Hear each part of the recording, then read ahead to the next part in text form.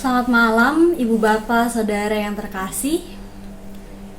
Sangat senang saya bisa menyapa Bapak Ibu yang ada di rumah pada ibadah Pelkat terpadu pada malam hari ini.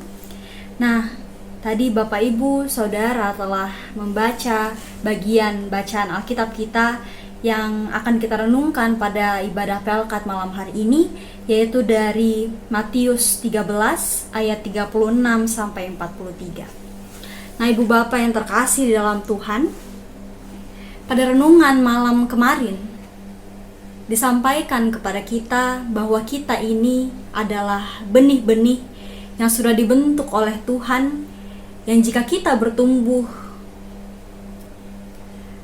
sesuai dengan siraman pengajaran Tuhan kepada kita, maka hidup kita akan mewujudkan tanda kerajaan sorga bagi sesama dan ciptaan yang lain.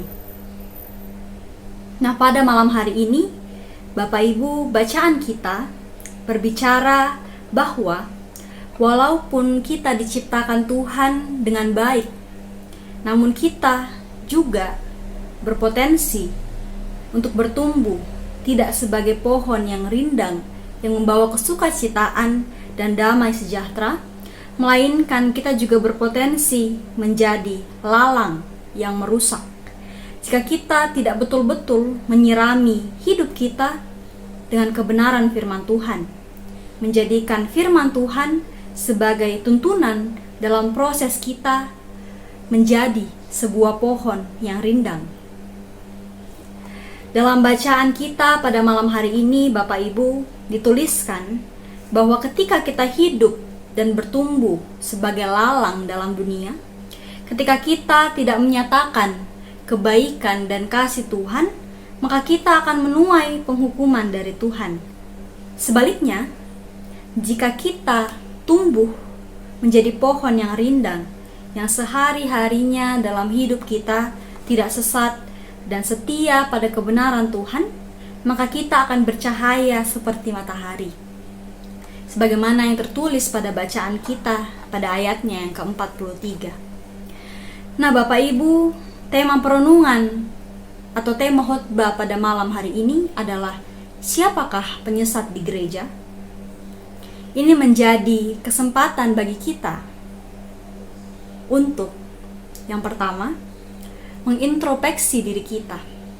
Sudahkah hidup kita di tengah persekutuan kita sesuai dengan apa yang benar? Sudahkah kita mengarahkan diri kita untuk melakukan segala sesuatu demi menunjukkan damai sejahtera bagi semua ciptaan, bagi sesama kita? Ataukah sebaliknya, kita justru sesat, tahu bahwa kita harus melakukan yang baik, tetapi kita memilih untuk melakukan yang sebaliknya? Lalu hal yang kedua, kita akan berpikir untuk lebih berhati-hati. Kita akan diajarkan dan diarahkan pada malam hari ini untuk berhati-hati agar kita tidak mengikuti kesesatan atau hal-hal yang tidak benar yang mungkin kita jumpai dalam persekutuan kita. Nah, Bapak Ibu, dalam masa pandemi ini tidak hanya berita yang kurang menyenangkan saja yang setiap hari kita dengarkan, berita duka, berita kehilangan orang-orang terkasih di sekitar kita, namun juga tidak sedikit atau bahkan banyak berita yang cukup menyesatkan menurut saya secara pribadi. Dan hal yang lebih mengerikan, penyesatan biasanya tidak terlihat jahat, bahkan mungkin terlihat membenarkan tindakan yang salah. Sebagai contoh saja, Bapak Ibu, di tengah masa pandemi ini, saya memantau, saya melihat di media-media sosial, di berita, masih banyak orang yang tidak percaya dan juga tidak peduli dengan COVID-19 ini. Di tahun 2021, di mana COVID sudah setahun lebih hadir di tengah-tengah kehidupan kita, sudah begitu banyak korban dengan gejala-gejala yang sama.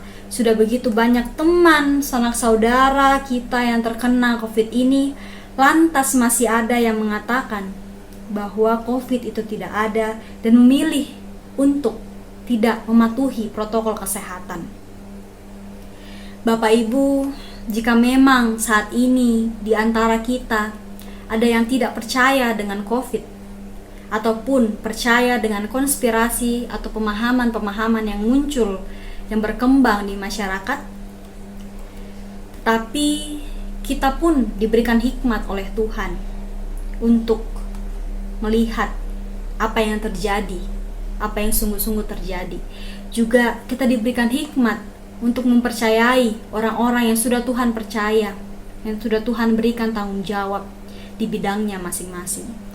Kita melihat bahwa sudah banyak tenaga kesehatan yang gugur. Jadi ketika kita mau percaya atau tidak COVID itu ada, setidaknya mari kita saling peduli dan saling melindungi. Mari kita ikuti ketetapan yang sudah berlaku. Jika kita berpikir bahwa COVID tidak ada, lantas tiba-tiba kekacauan yang terjadi saat ini apakah bisa berhenti terjadi? Jadi ketika kita menyebarkan berita bahwa COVID itu tidak ada, apakah semua hal yang terjadi saat ini bisa hilang? Tidak kan? Jadi jangan kita menjadi sesat di tengah persekutuan kita atau di tengah kehidupan kita. Jika kita tahu apa yang benar, mari kita lakukan. Jangan terpengaruh juga dengan pemahaman yang menyesatkan, yang merugikan diri kita dan sesama kita. Nah Bapak Ibu, contoh tadi hanyalah sebuah gambaran tentang kesesatan yang terjadi di masa pandemi ini yang saya lihat di media sosial. Saya yakin bahwa Bapak Ibu Jemaat GPIB Bukit Harapan tidak demikian.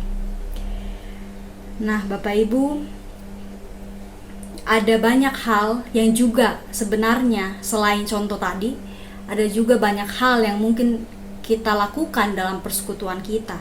Misalnya dengan membicarakan kekurangan orang lain, dengan memfitnah, mengadu domba, dan masih banyak lagi yang tanpa kita sadari mungkin kita lakukan dalam persekutuan kita.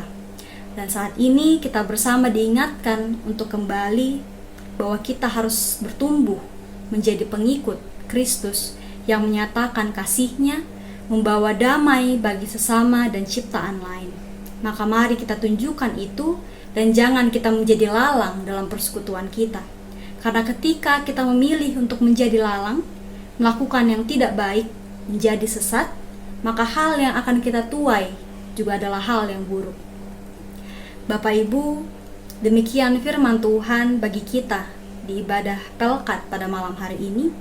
Kiranya kita dapat selalu menjadi benih yang tumbuh dengan siraman kebaikan yang berasal dari Tuhan, agar melalui hidup kita sehari-hari kita dimampukan Tuhan untuk menyatakan kasih dan damai bagi sesama dan ciptaan yang lain. Tuhan menguatkan dan memberkati kita semua. Amin.